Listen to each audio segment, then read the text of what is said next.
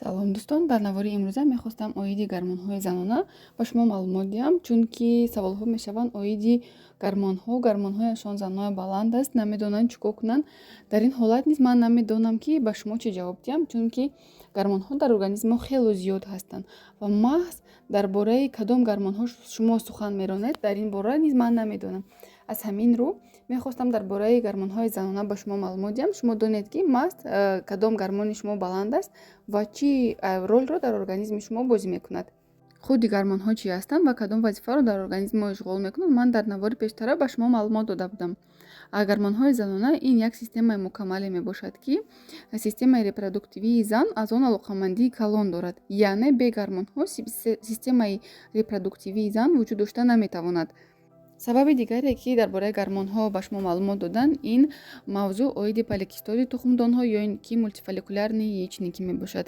Барои он ки дар бораи поликистоз шумо маълумот дошта бошед, бояд аввал дар бораи гармонҳо маълумоти мукаммале дошта бошед, чунки бе донистани гармонҳо мавзӯи поликистоз хеле душвортар мешавад. Аз ҳамин рӯ аввал дар бораи гармонҳо мешавад, баъд оянда дар бораи поликистоз видео мешавад. Гармонҳои занона кадом мебошанд? Сар мекунем аз прогестерон. Прогестерон ин гармони занона, яъне женский половой гармон мебошад, ки бисёртар дар тухмдонҳо ҳосил мешавад ва бисёртар дар давраи дуюми цикли ҳайзбинӣ, яъне баъд аз овулясия ҳосил мешавад. Гармони дигар ин эстрогенҳо мебошад. Эстрогенҳо ин як гурӯҳи гармонҳое мебошад, ки дар организми зан вазифаи хеле муҳимро мебозад ва аз давраи якуми бенамозӣ то менопауза дар тухмдонҳои зан ҳосил мешавад. Агар дар организми зан ин гармон кам бошад, дар зан фарбеҳӣ, хусусан фарбеҳӣ дар мавзеи шикам дида мешавад, бехобӣ, дарди сар, суст шудани ҳолати шаҳвонӣ ва қинд ҳомиладор шудан, яъне дер ҳомиладор шудан дида мешавад. Гармони дигар ин фолликулостимулирующий гармон мебошад. Аз номаш аллакай маълум аст, ки ин барои афзоиш додани фолликулаҳо зарур мебошанд ва аз ҳама дараҷаи баланди ин гармон дар вақти овулясия дида мешавад, то он ки ҳамон фолликула нағз калон шавад, кафад ва ҳомиладорӣ ба вуҷуд биёяд. Агар ин гармон дар организми зан кам бошад, фолликула наметавонад, ки бо қадри муайян калон шавад ва дар бисёр ҳолатҳо ҳомиладор шудан низ хеле душвор мешавад. Гармони дигар ин лютинизирующий гармон. Лютинизирующий гармон низ барои ҳомиладор шудан хеле зарур мебошад ва дар фазаи дуюми цикли бенамозӣ бисёртар пайдо мешавад ва барои ҳосил шудани прогестерон мусоидат мекунад. Гармони панҷум ин пролактин мебошад. Пролактин ҳангоме ки давраи балоғатрасӣ, ҳангоми пайдо шудани ғадудҳои ширӣ дар аввал баланд мешавад. Баъдтар ҳангоми ҳомиладорӣ ва ҳангоми ширтии баланд мешавад ва метавонад, ки ҳамон ғадудҳои ширии моро барои шир истеҳсол кардан хубтар кунанд. Ҳангоме ки пролактин баланд мешавад, он метавонад, ки гормонҳои лютинизирующий гармон ва фолликулостимулирующий гармонро паст кунад. Барои ҳамин ҳангоме ки баъди таваллуд, ҳангоми ҳомиладорӣ ва ҳангоми баъди таваллуд, вақте ки зан шир медиҳад, наметавонад, ки ҳомиладор шавад, чунки дар ин вақт гормони фолликулостимулирующий ва лютинизирующий дар ҳолати пастӣ қарор доранд. вале ҳолатҳое ҳаст, ки бе вуҷуди ҳомиладорӣ, масалан зан на ҳомиладор аст ва на шир медиҳад, метавонад, ки пролактин баланд бошад. аз ҳамин сабаб дар бисёр ҳолатҳо вақте ки пролактин баланд аст, зан наметавонад, ки ҳомиладор шавад. Гармони дигар ин антимюллеров гармон.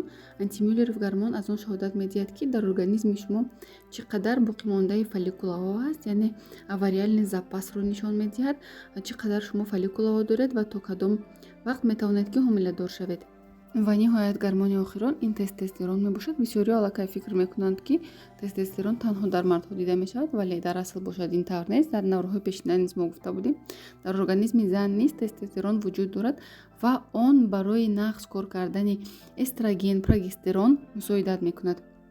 аз ин рӯ ҳолати муқаррарии он барои нағз инкишоф ёфтани фолликулаҳо хеле зарур аст. вале агар он дар организми зан баланд бошад ё ин ки паст бошад, метавонад, ки ба безурётӣ, яъне бесплодие оварда расонад.